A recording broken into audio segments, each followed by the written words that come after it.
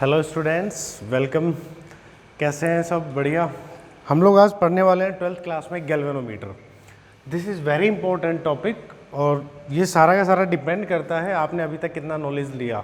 Previous lectures में हमने ये पढ़ा था कि जब भी किसी कॉइल को, कोई भी कुंडली हो या कॉइल हो, उसको अगर हम मैग्नेटिक फील्ड में डालते हैं या रखते हैं और अगर उस कॉइल में से करंट फ्लो होती है, देखिए नॉर्मली कॉइल को रख दो मैग्नेटिक फील्ड में, कोई टेंशन नहीं। जैसे ही उस कॉइल में करंट फ्लो करेगी तो उस पर क्या अप्लाई होता है, तो हमने पढ़ा एक टॉर्क, एक बल आघूर्ण उस पर आरोपित होता है जो उसको क्या करता है, रोटेट कराता है। ये हमने प्रीवियस लेक्चर में पढ़ा था। दो फोर्स लगते हैं और उनका लाइन ऑफ एक्शन अलग अलग होता है, मिलकर एक टॉर्क बना देते हैं। तो उसी प्रिंसिपल को यूज़ करेंगे हम गैल्वेनोमीटर में, ठीक है। तो प्रीवियस लेक्चर आपने नहीं देखा है तो उसको ज़रूर देखें, उससे आगे अपन यहाँ चलते हैं। गैल्वेनोमीटर बेसिकली क्या चीज़ है, तो दिस इज़ ए डिवाइस। आप लैब में देखते भी हैं, एक छोटा सा ऐसा डिवाइस होता है और उसमें एक कांटा या सुई लगा होता है, मीटर लगा होता है। वो क्या मेज़र क्या करता है, तो आंसर है, हमने व्हीटस्टोन ब्रिज पढ़ा, हमने जो मीटर ब्रिज पढ़ा था और उसके अलावा हमने पोटेंशियोमीटर पढ़ा, विभव मापी। उसमें हम बार बार ये वर्ड यूज़ करते थे, गैल्वेनोमीटर लगा देते हैं। क्या मतलब होता है गैल्वेनोमीटर का, तो आंसर है सर बेटा ये धारा मापी होता है, मतलब कि ये करंट को मेज़र करता है, करंट का डिफ्लेक्शन शो करता है। सर्किट में मुझे पता करना है कि करंट है कि नहीं है और करंट की डायरेक्शन क्या है, तो ये बताता है। जैसे फॉर एग्जांपल अगर मेरे पास एक ये सर्किट है, करंट फ्लो हो रही है, तो मैं यहाँ कट करके उसके दोनों टर्मिनल्स को, मैं अभी बताऊंगा आपको, ऐसे करके यहाँ पर हम एक गैल्वेनोमीटर जोड़ देते हैं। तो जैसे ही करंट फ्लो होगी गैल्वेनोमीटर में तो ये शो कर देगा कि करंट कितनी है या क्या डायरेक्शन है करंट की। तो this is the basic purpose of galvanometer. हम गैल्वेनोमीटर से करंट देखते हैं, ठीक है। दो तरह का होता है बेटा, मूविंग कॉइल और मूविंग मैग्नेट। मतलब कि ये आपका दो तरह से इसको कंस्ट्रक्ट किया जाता है, बनाया जाता है।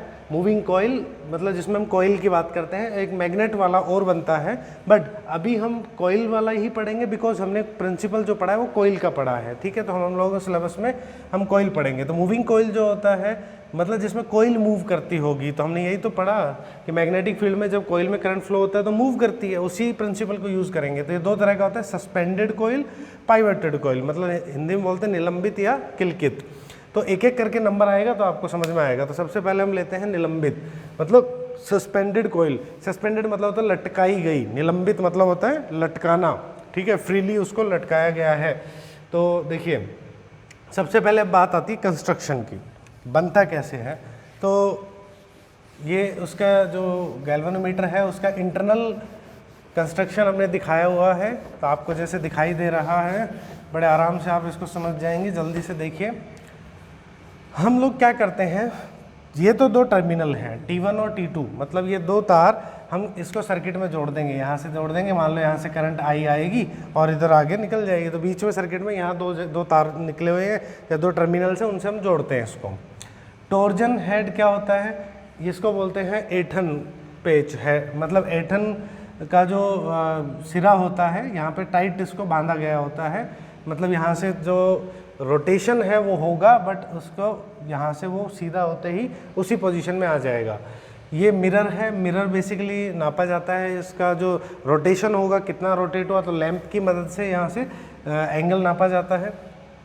दिस इज़, ये आप ध्यान से देखिए अब, this is N and S. N और एस का मतलब है कि हमने यूनिफॉर्म मैग्नेटिक फील्ड बना दिया। यहाँ से एन और एस दो चुंबक रखे हैं, इसके बीच में क्या बन गया, मैग्नेटिक फील्ड या चुंबकीय क्षेत्र बन गया। अब आपको जो ये नज़र आ रही है, इनका जो मैग्नेट का जो फेस नज़र आ रहा है वो कुछ अलग नज़र आ रहा है। इनका चेहरा कैसे अलग नज़र आ रहा है, आप देख पा रहे हैं कि सर ये सीधा नहीं है, जैसे कटे हुए हैं, अवतल आकार के हैं या सर्कुलर, इनको बोलते हैं सर्कुलर मैग्नेट। बेसिकली मान लो मैं एक ऐसे मैग्नेट है या एक सिलेंड्रिकल मैग्नेट को मैं ऐसा कर दूं, किसी मैग्नेट में से ये एक मैग्नेट था, इसके अंदर से एक ऐसा कटिंग कर दो आर पार और इसको दो भागों में तोड़ दो, तो हमें कैसा नज़र आएगा, तो आंसर है ऐसा नज़र आएगा। ऐसा आएगा कि नहीं आएगा, ये कहलाता है बेटा, इसके दो टुकड़े कर दिए हमने। ये इस तरह के जो मैग्नेट है, मतलब मैग्नेट का जो इंटरनल पार्ट है वो कैसा है, सेमी सर्कुलर, आधा सर्कल इधर आधा सर्कल, मतलब सर्कुलर पार्ट है ये। तो इस तरह का जो मैग्नेट होता है ये सर्कुलर मैग्नेट होता है। इसका दूसरा नाम है शू हॉर्स मैग्नेट भी बोलते हैं हम इसको। और ये क्यों लगाया गया है ये आपको अभी अभी आगे समझ में आएगा कि इस तरह का ही शेप क्यों लिया गया, राइट। ये अंदर यहाँ पर एक एल्यूमिनियम की फ्रेम है, आपको बता देता हूँ। उसके ऊपर हमने क्या किया है, ऐसे वायर को लपेट दिया है। वायर लपेटने से, वायर के लपेटने को ही हम क्या कहते हैं, कोइल। भाई वायर को ऐसा हमने बना दिया, ये क्या होता है, कोइल होती है या कुंडली। तो तार को ऐसे लपेटा गया है, काफ़ी सारे नंबर, एन नंबर मान लेते हैं, एन घेरे लपेट दिए गए हैं उस फ्रेम के ऊपर। ये तार ऐसे आया, यहाँ इससे जुड़ा है, ये तार ऐसे लपेटा और फिर यहाँ से एक स्प्रिंग जोड़ी, वापस से नीचे इसको फिक्स किया और एक टर्मिनल निकाल दिया। क्लियर है बात। बीच में जो रखा है ये सॉफ्ट आयरन, मतलब नरम लोहे का एक कोर है, एक सिलेंडर है जो कि इसको टच नहीं कर रहा है, ठीक है। इस तरह का अरेंजमेंट है। अब आपको एक एक चीज़ ध्यान से समझनी है। जैसे ही हम टर्मिनल इस गैल्वेनोमीटर को जोड़ते हैं सर्किट में तो करंट फ्लो होगी, और जैसे ही इसके अंदर से करंट आएगी तो ये करंट ऐसे आई, अब यहाँ से इसमें करंट फ्लो होगी। क्लियर सी बात है, ये करंट फ्लो होकर ऐसे जाएगी। अब हमें पता है मैग्नेटिक फील्ड अवेलेबल है क्या, तो आंसर सर है, मैग्नेटिक फील्ड भी अवेलेबल है। और अगर किसी मैग्नेटिक फील्ड में कोई कोयल को रखा हुआ है और उसमें से करंट फ्लो हो जाए तो क्या होगा, उसमें से जैसे ही करंट फ्लो होगी तो क्या करेगा, इस पर टॉर्क लगेगा।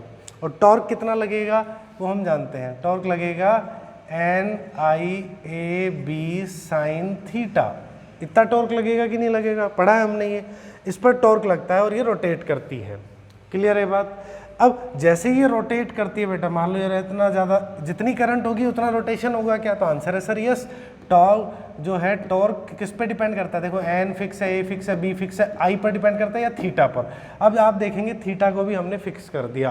कैसे, अब यहाँ आ जाइए, मैं ऊपर से व्यू देखता हूँ। सपोज ये ऐसे मेरा मैग्नेट है, ठीक है ये, और इसके अंदर एक कॉइल रखी हुई है। सपोज ये कॉइल ऐसे रखी हुई है, ठीक है। अब मैग्नेटिक फील्ड जो बनेगा, यहाँ से देखो मैग्नेटिक फील्ड लाइंस आप आगे पढ़ेंगे चैप्टर में, इस प्रकार से निकल रही हैं, सब डायरेक्शन में निकल रही हैं। देखो ये ऐसे जाएंगी, ठीक है, के ये इस तरह से मैग्नेटिक फील्ड लाइंस यहाँ पहुँचेंगी, यहाँ से निकल के। अब क्या होता है कि ये जो मेरा डायरेक्शन है, यहीं कोइल रखी हुई है और कोइल का एरिया वेक्टर किधर है, तो आंसर है सर इधर है। मैग्नेटिक फील्ड किधर है बेटा, ये कोइल ऐसे है तो ये वाली मैग्नेटिक फील्ड लाइन इसके साथ जा रही है कि नहीं जा रही है, ऐसे, आंसर जा रही है। दोनों में कितना एंगल है, 90 डिग्री का एंगल है। याद करो थीटा किस किस के बीच का एंगल था, तो आंसर है ए और बी का। ए क्या था, ए था उस कोइल का एरिया वेक्टर, मतलब ये अगर कोइल है तो इसका एरिया वेक्टर क्या होता है, परपेंडिकुलरली बाहर की ओर। तो ये कोइल का जो एरिया वेक्टर ऐसे ये इस तरफ है, ठीक है। कोइल का जो एरिया वेक्टर ऐसे है और मैग्नेटिक फील्ड कैसे जा रहा है, इस तरफ जा रहा है, तो 90 डिग्री।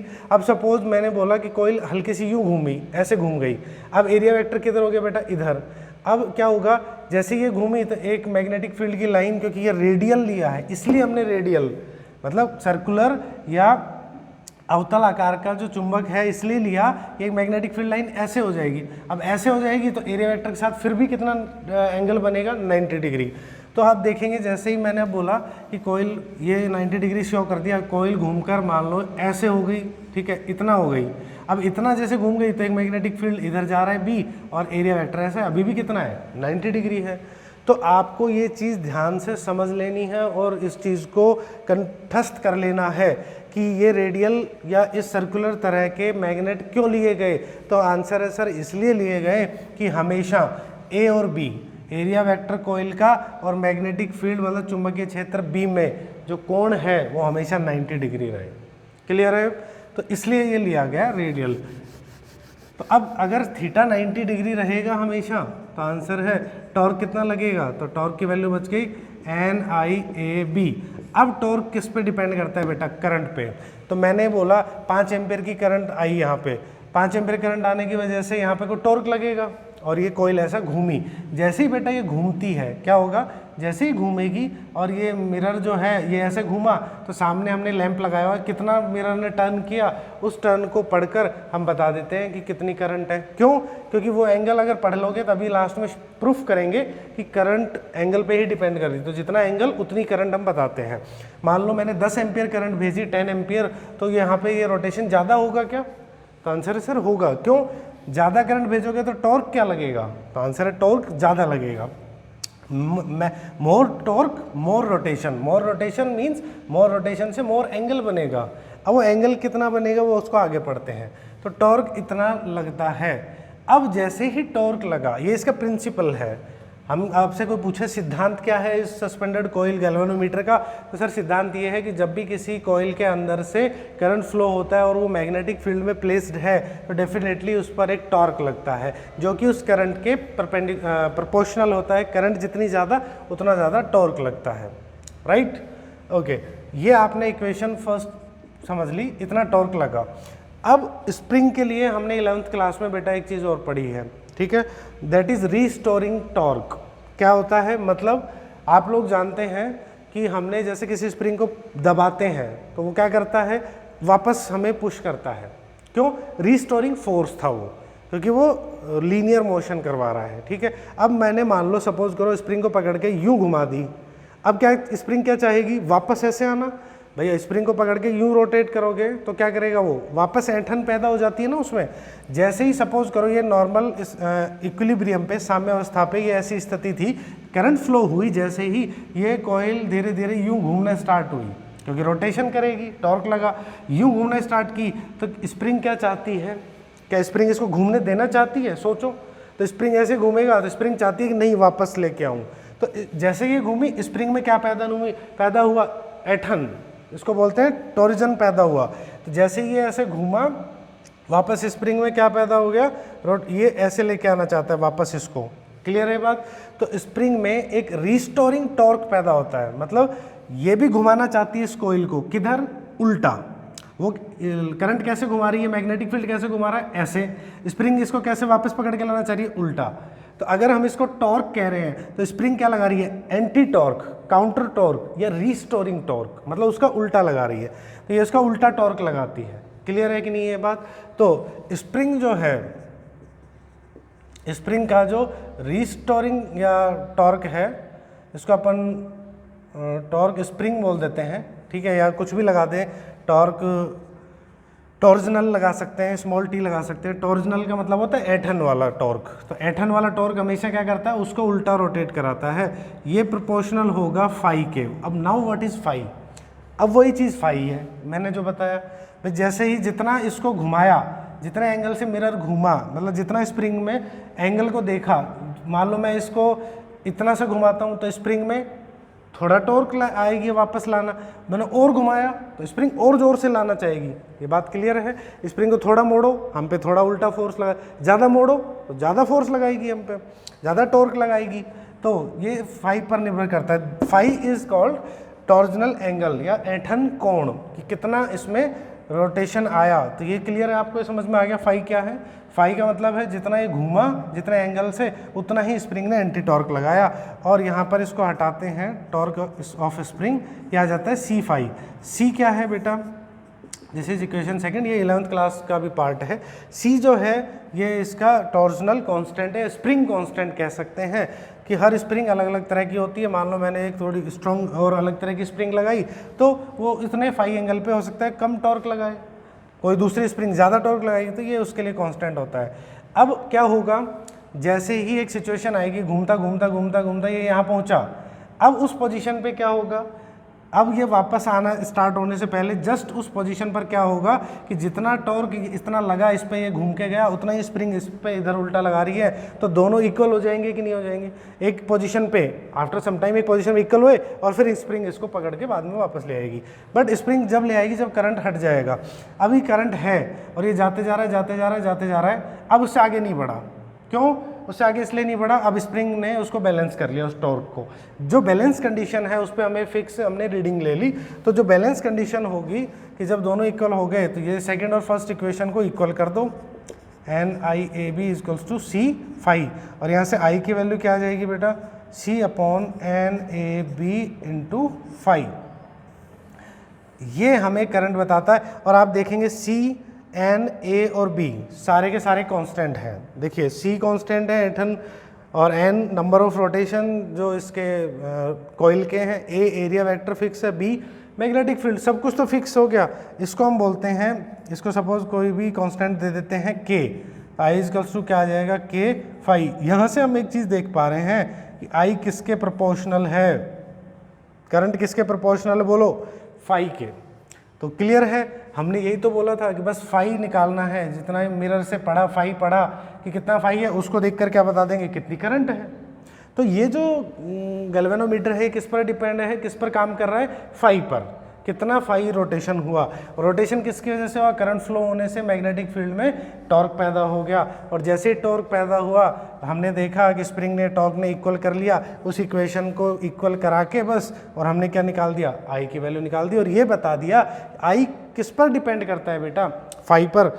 हमारा पर्पज़ क्या था, शुरू से क्यों चले थे, हमारा पर्पज़ यही तो था कि हमें आई का पता करना है, कितना आई है। आई को बता दिया कि नहीं बता दिया, सिंपल फाई को निकालना है, फाई निकालने के लिए लैंप लगा रखा होता है। इससे नेक्स्ट पढ़ेंगे अपन जो पाइवेटेड कॉइल है, सेम प्रोसेस है, बस उसमें हमने सुई और लगा दी, तो सीधी रीडिंग हम पढ़ लेते हैं वहाँ से। तो ये होता है बेटा गैल्वेनोमीटर। फिर से आपको समझ में आई होगी बात, ये हमने रेडियल क्यों लिया, रेडियल इसलिए लिया ताकि जो मैग्नेटिक फील्ड है यहाँ ऐसा है, फिर यहाँ ऐसा है, फिर यहाँ ऐसा है, यहाँ ऐसा है, क्यों ऐसा बना रखा है, क्या, ताकि कोयल कहीं भी घूम जाए हमेशा मैग्नेटिक फील्ड और एरिया वेक्टर 90 डिग्री पर ही रहें, ये इसलिए किया हमने। स्प्रिंग क्यों लगाई, स्प्रिंग इसलिए लगाई एंटी टॉर्क बने, ताकि हम लोग इस इक्वेशन को इक्वल कर सकें, ठीक है। टॉर्जन हेड का काम क्या होता है, ये पकड़ के रखते हैं वायर को, और ये जो वायर लिया हमने किसका लिया, फॉस्फर ब्रोंज मिक्स मतलब धातु का हमने ये वायर लिया। तो इस तरीके से हम लोग बेटा गैल्वेनोमीटर से करंट मेज़र करते हैं। नेक्स्ट क्लास में हम लोग इसकी सेंसिटिविटी, सुग्राहिता वगैरह कई चीज़ें पढ़ेंगे। तो इस क्लास के लिए आप इतना काफ़ी है, और इसको आप अपने नोट्स में पढ़िए। Thank you.